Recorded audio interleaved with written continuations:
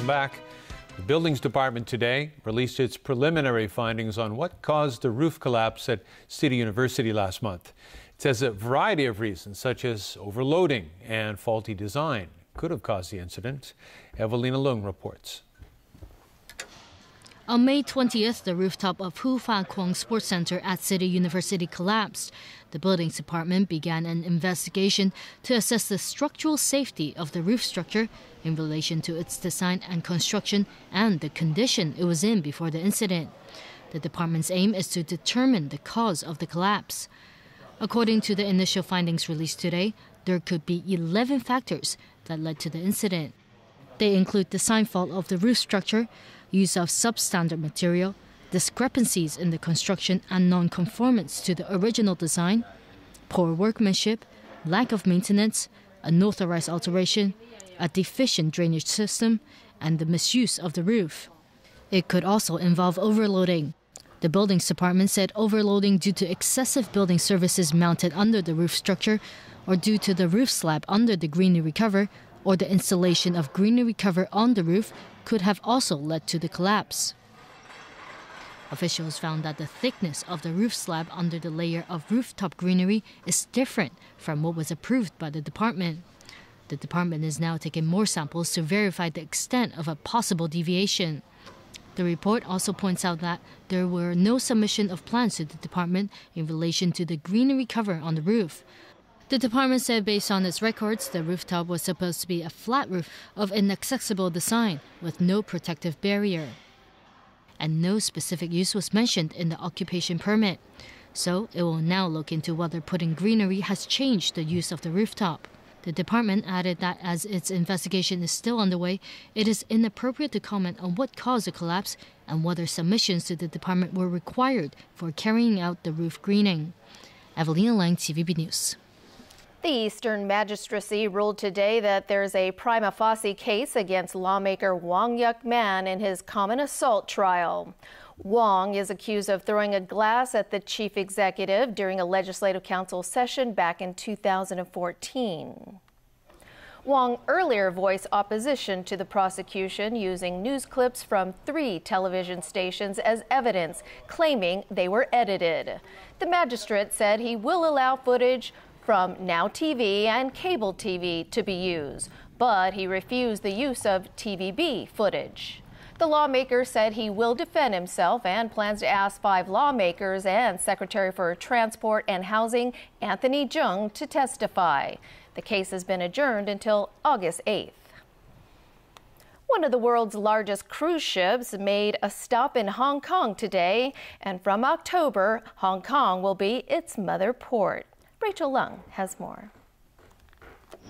The Ovation of the Seas, said to be the biggest cruise liner in Asia, docked at the Kai Tak Cruise Terminal today. Tourists eager to explore the city only had to wait 5 to 10 minutes before boarding a bus. The luxury cruise liner is carrying 4,300 passengers and set sail from England last month. Tianjin on the mainland is the destination. Passengers can enjoy a 360-degree view 300 meters above sea level in this observation deck.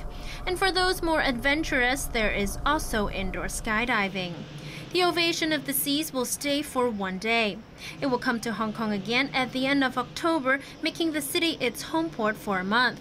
The liner will provide multiple routes, covering, for example, Japan, Singapore, and Vietnam.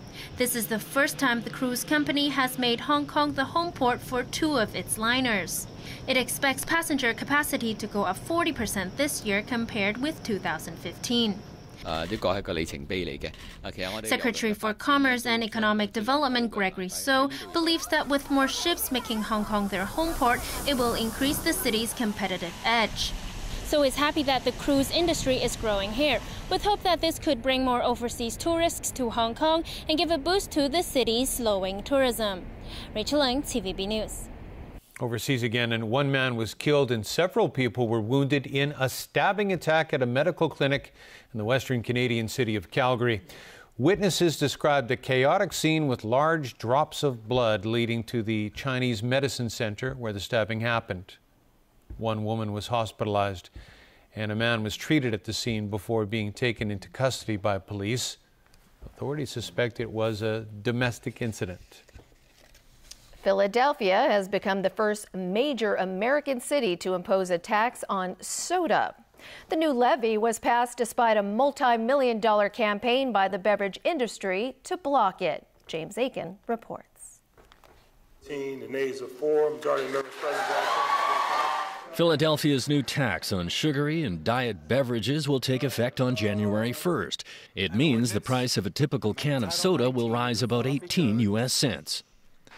Soda taxes have always been a tough sell in the U.S. Critics say they disproportionately affect the poor, who are more likely to consume sugary drinks. But Philadelphia's Democratic mayor sold the city council on the idea by committing to spend most of the new tax revenue on improved educational facilities and programs. This is the first step in finding the resources and revenue we need to get our kids pre-K education, to institute our community school model, and to get our parks, recs, and libraries where they need to be. Philadelphia expects to generate $90 million with the new tax next year alone. Like many U.S. cities, close to half of Philadelphia's residents are overweight or obese. Healthcare providers are ecstatic. At this historic moment for public health, I wish to convey the deep, heartfelt appreciation and gratitude of the American Heart Association and the American Stroke Association for Council's courage as you vote to pass the country's most significant sugary drink tax. The tax was a hard-fought win for the city. The soda industry spent millions of dollars fighting it. The American Beverage Association says the soda tax is regressive, discriminatory, and highly unpopular. It sounds like a small tax, but in reality, it is equivalent to a 50% tax on the cost to consumers. This tax will be passed on to retailers. As you have heard from many small businesses, they will pass the tax on to consumers. The industry is promising to fight the tax in court, arguing it will mean falling sales and job losses. A lawsuit could be filed as soon as this weekend. James Aiken, TVB News. All right, Chris, what do you have for us on this fine Friday? Well, we're going to do some more football, some European tournament. Ukraine's become the first team to exit Euro 2016 after losing to Northern Ireland last night. England also got their tournament going by overcoming Wales. Tony Sabine reports. England had something to prove.